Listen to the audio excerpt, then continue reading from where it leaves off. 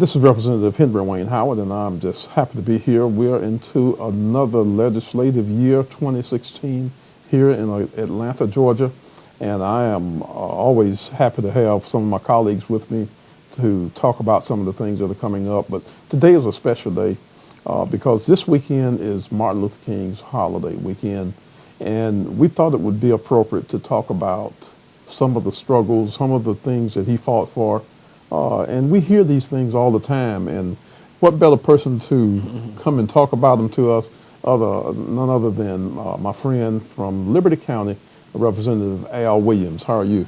Fine. Good to be with you, Representative. Good. Always a pleasure to be with you. Good to have you here. We're just wanting to talk about, I'm basically a young man when it comes to civil rights movement, but I remember a lot. I didn't have the opportunity to meet Martin Luther King, but my understanding you were shoulder to shoulder with him. Tell us, what do you remember about some of the things that he did? I have a lot of memories, and I'm very grateful. I grew up in Liberty County, right down the street from Dorchester Academy, which was a training center for SCLC's community program, and there we were, and he would come, and I got to meet him in a very, very informal setting. I was a high school student, and got to play horseshoes and shoot basketball and play softball, and he was a very relaxed guy, and it was just an honor. And then I had the opportunity to be involved in several demonstrations under the auspices of SCLC, but a regular person, truly a God-sent man. Yeah. Well, what some of the struggles that you remember that you participated in that has brought us thus far? Probably most vividly was doing the fight for the Voters' Rights Bill. I was working out of out of Americus, Georgia. And we were marching night and day.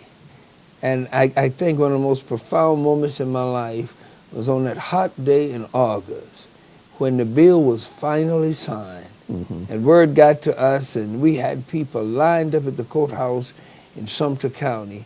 And people began to go in and register to vote, many of them for the very first time. And this 1965 Voters' Rights Bill changed the face of politics in the South. And it's because of that bill that folk like you and myself have had an opportunity to serve in the legislature. No doubt about that. That was in 1965. 1965, and that bill passed. And for the young people that didn't experience that or don't know the impact of it, if you had to say something to encourage them, what it means and the magnification of it now, what would you say? So profound. My concern is, don't desecrate the legacy. Too many people suffered and died. Dr. King gave his life. We owe it to him to do things that embellish the dream, that just blows it up, not denigrate it. Don't disgrace the dream. Right. Well, on that note, that's a powerful way to say it, and I think you can also add the caption that who else do you know that fought for things like this for the common man? That's right. That has a holiday named in their honor. So it had to mean a lot. It's a Moses and a Joshua. Absolutely. Wrapped all into one.